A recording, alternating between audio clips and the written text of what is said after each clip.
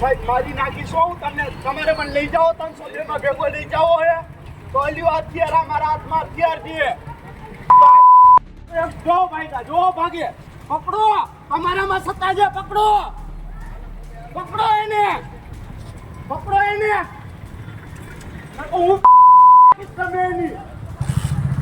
પોલીસની અમારો બોલાવે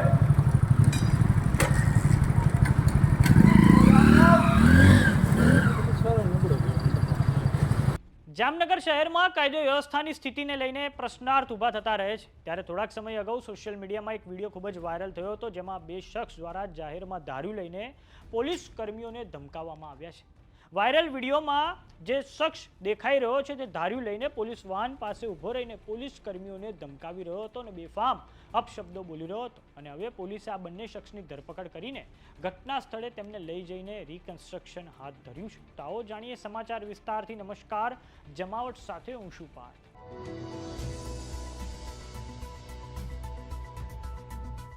જામનગર શહેરમાં દિગ્જામ સર્કલ વિસ્તારમાં 2 દિવસ અગાઉ રાત્રિના 11:30 વાગ્યાના અરસામાં જહાંગીર બાપુ નામના શખ્સ અને તેના સાગરીત સબ્બીર સંધારે દિગ્જામ સર્કલથી થોડેક દૂર અન્ય 2 યુવાનો સાથે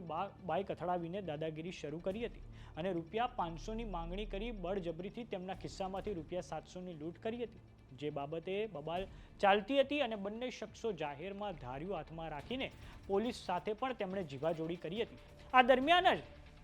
જ્યારે આખો ઘટનાક્રમ ઘટી રહ્યો હતો ત્યારે રાતના સમયે પોલીસની જનરક્ષક વિભાગની 112ની ટીમને માથાભારે શખ્સના આતંક અંગેની માહિતી મળે છે અને આ પછી પોલીસ PCR વાન લઈને ઘટના સ્થળે પહોંચી જાય છે આ સમયે ત્યાં એક શખ્સે પોલીસની હાજરીમાં જ હાથમાં ધાર્યું લઈને બેફામ ગાળો ભાંડીને આતંક મચાવ્યો હતો અને અન્ય એક યુવાનને મારવા માટે તેમણે બૂમ બરાડા પાડી અપશબ્દોનું ઉચ્ચારણ કર્યું હતું અને આ અંગેનો વિડીયો હવે સોશિયલ મીડિયામાં ખૂબ જ વાયરલ થઈ રહ્યો છે અને આ પછી જામનગર શહેરમાં પોલીસની કામગીરી પર ગંભીર સવાલો ઊભા થયા હતા જોકે આ પછી આ સમગ્ર મામલે 112 નંબરની જનરક્ષક પોલીસના જે જીપ ચાલક છે હીરાભાઈ ભગાભાઈ મુછાડા તેઓ જાતે જ ફરિયાદી બન્યા છે અને તેમણે આ બંને શખ્સ જહાંગીર બાપુ તેમજ તેનો સાગરીત સબીર સંધારની સામે હવે ગુનો નોંધાયો છે આ ઉપરાંત બંને માથાભારે શખ્સોએ દિગ્જામ સર્કલથી થોડેક આગળ જામનગરના જે યુવાન સાથે પોતાનું મોટરસાયકલ અથડાવ્યા બાદ નુકસાની પેટે જે ₹5000ની માંગણી કરી હતી તે યુવાને પણ હવે પોલીસ મથકે ફરિયાદ નોંધાવી છે હવે ઘટના સ્થળે લઈ જઈને પોલીસ દ્વારા બંને આરોપીઓ સાથે રિકન્સ્ટ્રક્શન આખી ઘટનાનું હાથ ધરવામાં આવ્યું છે તો આવો નજર કરીએ દ્રશ્યો પર જે જામનગરથી સામે આવ્યા છે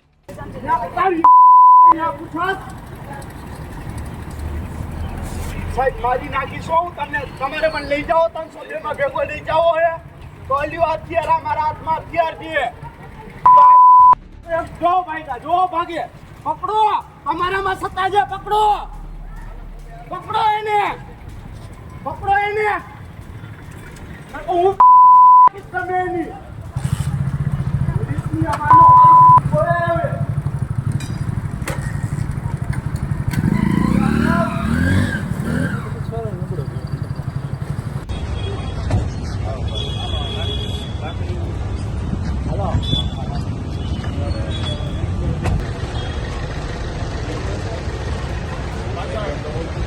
गोली नहीं गई साहब गोली नहीं गई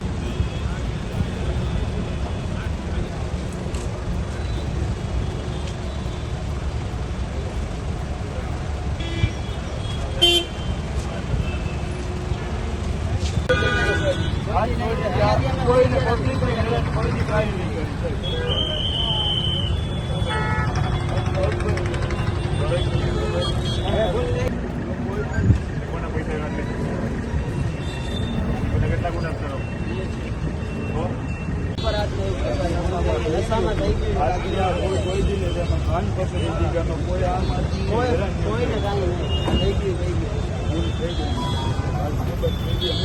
आगे कोई माफ कर दिए एक बार हमने विनती करी